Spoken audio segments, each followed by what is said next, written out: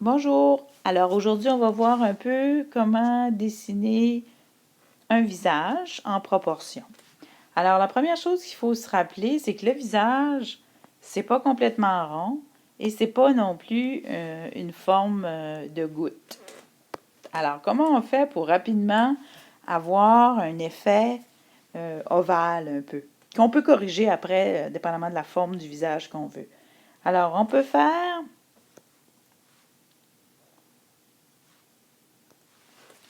notre premier rond et ensuite un deuxième rond en dessous et on peut ensuite s'enligner et avoir une forme qui ressemble à un visage.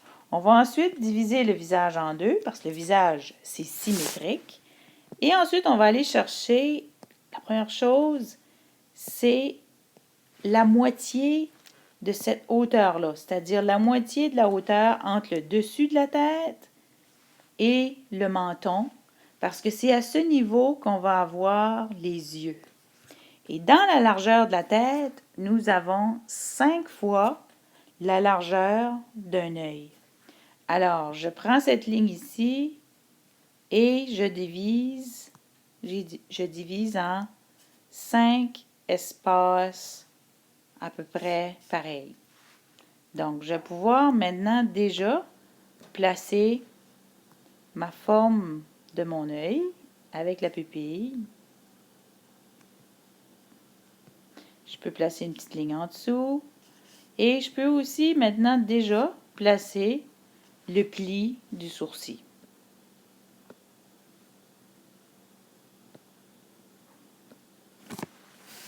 Alors maintenant, ce que j'ai besoin de faire, c'est de trouver la largeur du nez.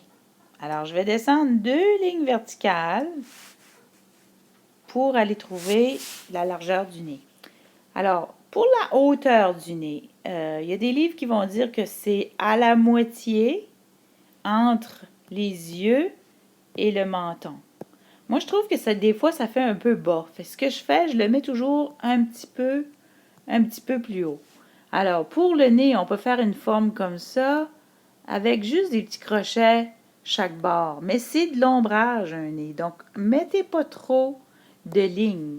C'est bon de juste faire un peu de crayonné. Alors, on place la largeur de notre nez. Ce qui est plaisant maintenant, c'est que je peux avoir la ligne diagonale qui va aller du coin du nez jusqu'au coin de l'œil qui va monter ici, coin du nez jusqu'au coin de l'œil qui va monter en diagonale. Alors là, je peux facilement placer maintenant mon sourcil. Alors je vais redessiner mon nez. Juste.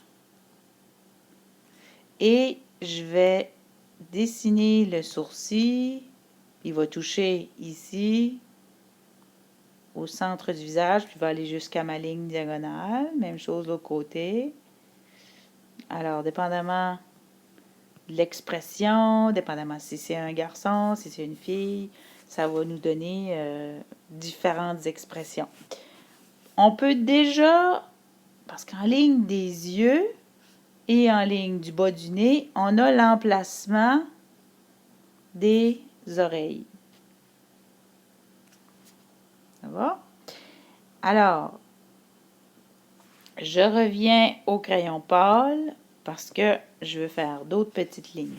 On veut maintenant situer la bouche. Mais avant, on va regarder un peu comment on dessine une bouche. Moi, souvent, je vais faire juste une ligne comme ça ici. Puis, si vous marquez la bouche des gens, en plein centre de la bouche, on dirait que ça fait comme une vague. On appelle ça ligne d'ouverture de la bouche.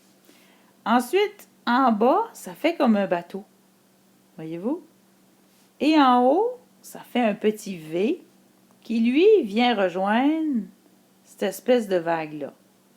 Ça va? Là, c'est un petit peu exagéré comme bouche, mais ça vous donne une idée à peu près à quoi ça peut ressembler. Alors, pour installer la bouche, on sait que c'est entre le dessous du nez et le menton. On peut diviser ça à peu près entre les deux. Voyez-vous? Mais ça va être l'ouverture de la bouche. Ce qui est important à savoir, c'est la largeur. Donc, je vais descendre au milieu de la pupille vers le bas, milieu de la pupille vers le bas, et ça va me donner cet espace ici, l'espace pour ma bouche. Alors, vu que c'est un garçon ici, je vais aller un petit peu plus simple. Et après ça, je peux venir... Ce qui est le fun de dessiner en pâle en premier, c'est que ça permet de situer mon dessin et de venir faire les détails par après. Alors, on a placé notre bouche. Alors, vous voyez que la partie en bas du menton est beaucoup plus longue ici que la partie entre le bout du nez et l'ouverture de la bouche. Maintenant, si je veux transformer ma mâchoire, mettons que j'aime pas l'aspect trop rond, ben je peux, il est encore temps. Je peux lui donner une mâchoire un petit peu plus carrée.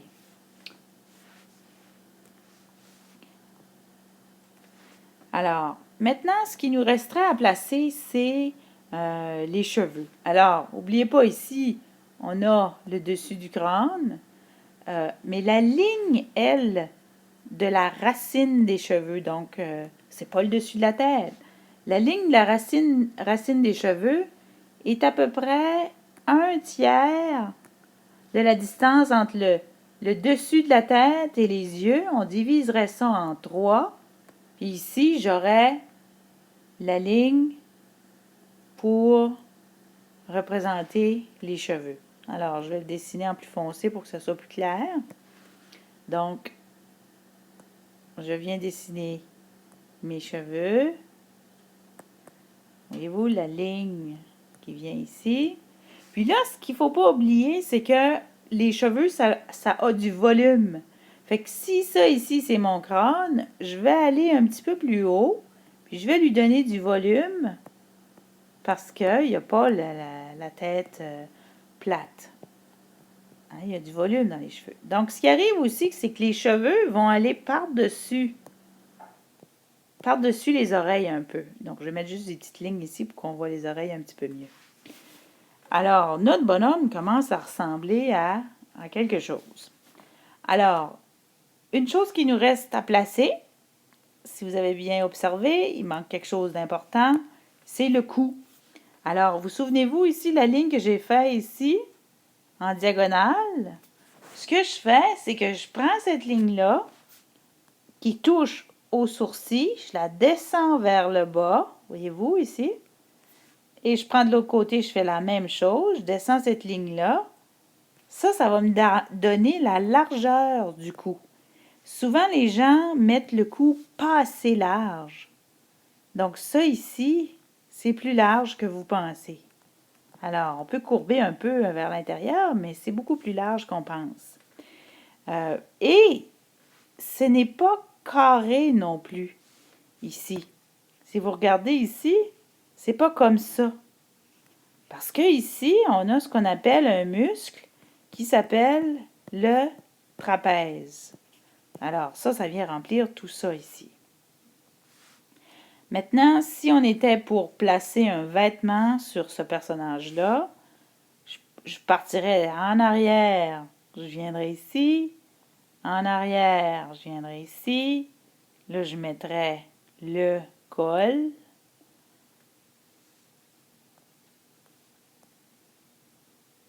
Voyez-vous, je pourrais mettre des boutons. Alors, dépendamment quelle sorte de chemise que vous avez. Puis ensuite, je pourrais venir, oups, trop effacé.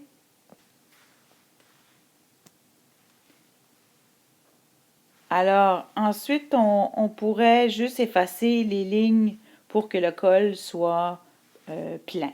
Alors, c'est à peu près ça pour bâtir un visage. Pratiquez-vous bien. Made with Doodlecast Pro.